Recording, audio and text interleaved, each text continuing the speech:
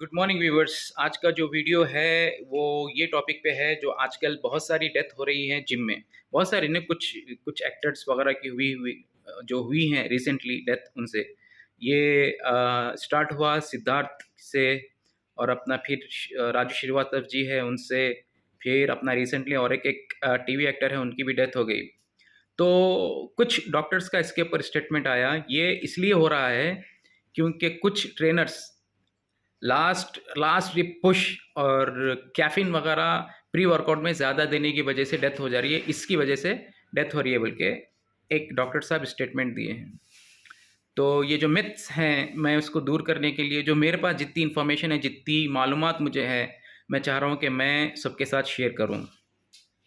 तो चलिए शुरू करते हैं। पहले तो मैं हमारे ट्रेनर्स जो हैं उनके बारे में मैं बोलना चाहूँगा कि ये बात मैं मानता हूँ कि हर कोई उतना एजुकेटेड नहीं है इस ट्रेनिंग फील्ड में, लेकिन काफ़ी एजुकेटेड लोग भी हैं। लेकिन मैं आपको बताता हूँ प्रॉब्लम क्या होता है। मैं ट्रेनर को भी एडवाइस देना चाहता हूँ और क्लाइंट को भी एडवाइस ये देना चाहता हूँ। एक आदमी का वेट है 100 kgs, वो 25-30 kgs कम कर लेता है, लेकिन थोड़ा वो टमी बाहर रहता है और उसको 6 पैक्स दिखाना होता है। तो उसके लिए वो ट्रेनर को पुश करता है और ट्रेनर भी वहाँ पे आके अगर अटक जाए, उसको मालूम नहीं है, प्रॉपर इन्फॉर्मेशन नहीं है अब क्या करना है, कैसे करना है, तो उसको जर्नल जो भी एडवाइस मिलती है वो एक्सेप्ट करता है और वो करता है। मैं हर ट्रेनर की बात नहीं कर रहा हूँ, जिसके पास जितनी इतनी इन्फॉर्मेशन नहीं है, जिसको नहीं मालूम है कि फर्दर स्टेप्स क्या करना है, वो लोग, हर कोई नहीं, बाकी के बहुत इंटेलिजेंट लोग हैं हमारी फील्ड में जो काफ़ी सिक्स ऐप डिलीवर भी करते हैं। तो यहाँ पे क्या रहता है, एक क्लाइंट और ट्रेनर के बीच में टर्निंग पॉइंट आ जाता है। क्लाइंट को लगता है कि यार ये बंदा सही नहीं है, क्या इसकी जितनी लिमिट थी ख़त्म हो गई, मैं दूसरा ट्रेनर देख लूँ। और ट्रेनर सोचता है अगर मैं यहाँ पे इसको अगर नहीं कर पा रहा हूँ तो दूसरी जगह चला जाएगा, मेरा कस्टमर चला जाएगा। तो इसका एक सिंपल सोल्यूशन है, SOAP के बारे में आप नेट पे पढ़िए। ये क्या है, ये फिटनेस इंडस्ट्री में बहुत ज़रूरी है। Subject objective assistant and implement action जो होता है, इसी को बोलते हैं। तो ये शॉर्ट फॉर्म है, आप इसको डिटेल में पढ़ेंगे तो आपको पता चलेगा। आपको क्लाइंट के साथ बैठना भी पड़ेगा, हर 15 डेज 20 डेज में बैठकर डिस्कस करना पड़ेगा कि आपके अंदर इम्प्रूवमेंट नहीं हो रहा है तो क्यों नहीं हो रहा है। क्लाइंट को समझाओ कि आपका जो वेट बढ़ गया था, जो आपके बॉडी में प्रॉब्लम्स हो गए थे, वो 1-2 दिन में नहीं हुए, 1 महीने में नहीं हुआ है, उसको भी टाइम लगा है। तो अब जो आप स्टेज पे आ गए हैं, 6 महीने 8 महीने में जितना फैट लॉस होता है, जब जो आखिरी फैट लॉस होने का ना, वो थोड़ा सा टाइम लेता है। तो क्लाइंट को बोलो कि पेशेंस रखे, जल्दबाजी नहीं करे। अगर जल्दबाजी करने में क्लाइंट का नुकसान है, ये बैठ के क्लाइंट को समझाने की कोशिश करो। ये समझाने के बाद भी अगर क्लाइंट आपकी बात नहीं मानता है, अगर क्लाइंट आपके हाथ से चला जा रहा है, तो जाने दो, क्योंकि आपको दूसरा क्लाइंट मिल जाएगा। अगर आप ये सोचेंगे ये क्लाइंट नहीं जाना, मैं कुछ भी करके इसको ना ये जो चाह रहा है उस तरीके से मैं रिजल्ट दे दूं, तो अगर इसको कुछ हो जाएगा तो ये कभी नहीं बोलेगा कि मैंने इसको प्रेशराइज किया है करो। वो बोलेगा ये ट्रेनर के पास नॉलेज नहीं थी, इसने मेरी ज़िंदगी ख़राब कर दी। तो अगर ऐसा टैग आपके ऊपर लग गया, धब्बा अगर आपके ऊपर ये लग गया, तो आपके पूरी ज़िंदगी भर के क्लाइंट चले जाएंगे। एक क्लाइंट की वजह से सारी ज़िंदगी भर क्लाइंट आपसे चले जाएंगे। हो सकता है कि आपको शायद फील्ड भी चेंज करना पड़ेगा। एक चीज़ ये हो गई जो मेरे ट्रेनर और क्लाइंट को जो एडवाइस देना था, ये एक मेरी एडवाइस थी, ये मेरी एडवाइस मैंने बोल दिया है। अब मैं बताता हूँ कि ट्रेनिंग जब आप फ्लोर पे हैं आप और आप स्ट्रेंथ वर्कआउट कर रहे हैं या कार्डियो वर्कआउट कर रहे हैं, जब मैं ट्रेन करता था तो देखो हमारे फील्ड में एक चीज़ है, हम लोग बोलते हैं मैजिकल रिप्स जो होते हैं ना, लास्ट के होते हैं। तो हम ट्रेनर पुश करते हैं कि आप पुश करो, लास्ट में जितना हो सका उतना मारो। लेकिन ये बोलने से पहले, करने से पहले, मैं यहाँ पे भी SOAP अप्लाई होता है। क्लाइंट को बोलो कि हम तो बोलेंगे कि तुमको पुश करो, लेकिन तुम्हारी बॉडी तुम बेहतर जानते हो। अगर तुम्हें ऐसा लग रहा है कि वो लास्ट के 2 रिप्स तुमसे नहीं हो सक रहे हैं तो छोड़ दो, जान जाए वैसी रिप्स मत मारो। लास्ट के 2 रिप्स मारना है, वो इफेक्टिव होते हैं, लेकिन इतना भी नहीं कि आपका एकदम हार्ट बहुत ज़्यादा पंप हो रहा है और आपकी ज़्यादा सांस फूल रही है, आपको लग रहा है कि मैं अब सांस नहीं ले पा रहा हूँ लेकिन फिर भी मुझे 2 रिप्स मारना है, ये बात गलत है। उस टाइम पे आप रिप्स मत मारिए, छोड़ दीजिए। हाँ, आपके हाथ में ज़ोर है, लेकिन आपका स्ट्रेंथ है, लेकिन आपकी सांस अच्छी चल रही है, तब आप रिस्क ले सकते हैं। लेकिन आपकी सांस मतलब आपका स्टेमिना ख़त्म हो गया, आपकी सांस ऊपर-ऊपर आ रही है और आपको लग रहा है कि आपका हार्ट खींचे जा रहा है, तो तब आप ये 2 रिप्स का चक्कर में मत जाइए। ये मेरा क्लाइंट को भी एडवाइस है और आपके आपके ट्रेनर को भी एडवाइस है। अब मैं क्लाइंट को एडवाइस देना चाहता हूँ, जब आप फ्लोर पे वर्कआउट करें, आपने एक सेट मार लिया है किसी भी चीज़ का, लोअर, शोल्डर, बैक, किसी भी चीज़ का आपने एक सेट मारा है, आपको 3 से 4 सेट करने हैं। तो दूसरा सेट आप जब तक शुरू ना करें, जब तक कि आपकी सांस नॉर्मल ना हो जाए। नाक से सांस लीजिए, मुंह से सांस छोड़िए और सांस आपकी जब तक नॉर्मल ना हो जाए जब तक आप दूसरा सेट शुरू ना कीजिए। इसके 2 फ़ायदे हैं। एक, आप जल्दी-जल्दी करके अगर सेट शुरू भी कर दिए आप, तो इतने रिप्स निकल नहीं पाएँगे कि जितने आप चाहते हैं।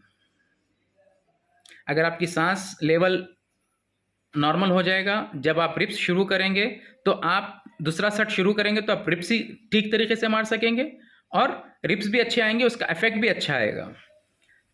दूसरी चीज़, हर 2 से 3 सेट में जब भी आपको लगे कि आपका गला सूख रहा है, तो आपको पानी पीना है। ये प्रिकॉशंस लेने हैं ताकि आपको फ्लोर के ऊपर, हार्ट के ऊपर या किसी और चीज़ के ऊपर प्रॉब्लम ना आए। ये प्रिकॉशंस लेने हैं। कंपल्सरी ये 2 चीज़ का ध्यान रखिए कि आपको ऐसा लग रहा है कि आपका गला सूख रहा है, तो कंपल्सरी आपको 1 सिप या 2 सिप पानी पीना है और रिप्स मारने के 1 सेट से दूसरे सेट के बीच में आपकी सांस चढ़ी हुई नहीं रहनी चाहिए, नॉर्मल होनी चाहिए। तभी आप दूसरा सेट स्टार्ट करें। और इम्पॉर्टेंट बात यह है, फिर से ट्रेनर्स और क्लाइंट के लिए एडवाइस है कि हर किसी का जेनेटिक अलग-अलग होता है। मसल रिकवरी का टाइम किसी का अलग-अलग होता है। जब हम कोई भी एक्सरसाइज करते हैं, स्ट्रेंथ वर्कआउट कर रहे हैं, तो जब मसल टेयर होता है, तो किसी को 48 आवर्स लगते हैं रिकवरी के लिए, किसी को 72 आवर्स भी लगते हैं और किसी को उससे ज़्यादा भी टाइम लगता है मसल रिकवरी के लिए। तो ये पर्सन टू पर्सन होता है। जैसे कि मैं मिसाल देना चाहता हूँ, एक आदमी दुबला-पतला है, एक्सरसाइज करने पे उसको मसल इतना नहीं आ रहा है, उसको प्रोटीन आप दे रहे हैं, सब कुछ दे रहे हैं, फिर भी उसके अंदर आपको इम्प्रूवमेंट नहीं दिख रहा है। तो ऐसे पर्सन के लिए आपको क्या करना है, उसको मसल रिकवरी के लिए टाइम देना है। मसलन आपको उसको वीक में 3 से 4 दिन ही वर्कआउट कराना है। जैसा आपने लेग की वर्कआउट कराई, तो उसको 2 दिन वर्कआउट नहीं कराना है, क्योंकि लेग मसल ज़्यादा होता है और ज़्यादा सोर होता है और रिकवरी के लिए भी टाइम लगता है। और बाकी के मसल जैसे आप वर्कआउट करा रहे हैं, तो 1 दिन का गैप दीजिए, 2 दिन का गैप दीजिए, ताकि उसको मसल रिकवरी के लिए टाइम मिले। क्योंकि आप उससे वर्कआउट करा रहे हैं, उसका मसल टेयर हो रहा है, सिर्फ टेयर हो रहा है, मसल यानी टूट रहा है उसका, मतलब रिपेयर के लिए टाइम ही नहीं मिल रहा है। तो ये भी एक प्रॉब्लम है आदमी के फ्यूचर में इश्यूज आने के लिए, और काफ़ी कुछ प्रॉब्लम्स क्रिएट होते हैं इस वजह से भी। तो हर क्लाइंट को स्टडी करिए कि इस क्लाइंट के साथ हमको क्या करना चाहिए और क्या नहीं करना चाहिए। ये कुछ प्रिकॉशंस थे जो मैंने आपको बोला, जैसे सेट के से दूसरे सेट के बीच में सांस नॉर्मल होनी चाहिए, आपको पानी पीना चाहिए और आपकी मसल रिकवरी के ऊपर ध्यान देना चाहिए कि मेरी मसल रिकवरी कैसी हो रही है।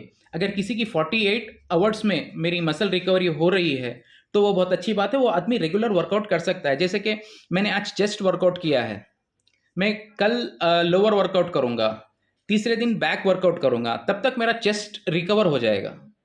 तो फिर मैं 4th या 5th डे मेरा चेस्ट कर सकता हूँ या फिर शोल्डर कर सकता हूँ, क्योंकि जब भी शोल्डर कर रहे हैं तो कैसे भी बैक भी थोड़ा बहुत इन्वॉल्व होता है, चेस्ट भी थोड़ा इन्वॉल्व होता है।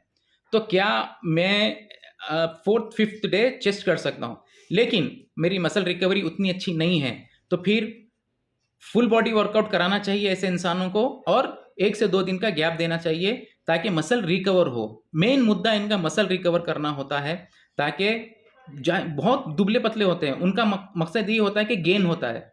तो गेन करने के लिए उनको अच्छा प्रोटीन, कार्ब और फाइबर की डाइट और मल्टीविटामिन उनके कैसे हैं, पीएच लेवल कैसा है इनका, ये सब चीज़ चेक करना होता है। चेक करने के बाद इनको टाइम देना होता है मसल रिकवरी के लिए। ये सब प्रिकॉशंस लेंगे तो होपफुली कुछ नहीं होगा। लेकिन मैं एंड ऑफ द डे आपको ये बात बोल देना चाहता हूँ कि एक बात तय है, हमको मरना है, वो तो कभी ना कभी आएगी। और देखिए जितने भी लोगों की जो एक्सरसाइज करते हैं, जो रेगुलर अपनी डाइट का वगैरह करते हैं, वो लोग सीधा सीधा मर जाते हैं। ऐसा नहीं कि बिस्तर पे पड़े हुए हैं, महीनों महीनों बीमार पड़े हुए हैं, उसके बाद डेथ हो रही है। ये बहुत बुरी मौत है, यानी ऐसा नहीं होना चाहिए। सडन डेथ है इन सब की, तो ये बहुत अच्छी चीज़ है। और डॉक्टर्स भी मरते हैं इतना प्रिकॉशंस लेने के बाद। आप यूट्यूब पे जाके चेक करिए, एक डॉक्टर हैं, ऑपरेशन करके आए, आके एक गिलास ऑफ वाटर ठहर के रिसेप्शन के पास पी रहे, सडन डेथ हो गई उनकी। तो जो लोग अच्छी डाइट रखते हैं और अच्छा अपना सेहत का ख्याल रखते हैं, उनकी डेथ ऐसे ही होती है। तो इस चीज़ से हमको डरना नहीं है, प्रिकॉशंस लेने हैं कि हमको क्या करना चाहिए, क्या नहीं करना चाहिए। बाकी एक तो चीज़ तय है, सबको मालूम है, जो पैदा हुआ है उसको मरना है, लेकिन मौत अच्छी होनी चाहिए हर किसी की। होप ये मेरी इन्फॉर्मेशन किसी एक के भी काम आ जाए तो मुझे बहुत खुशी होगी। Good day, bye.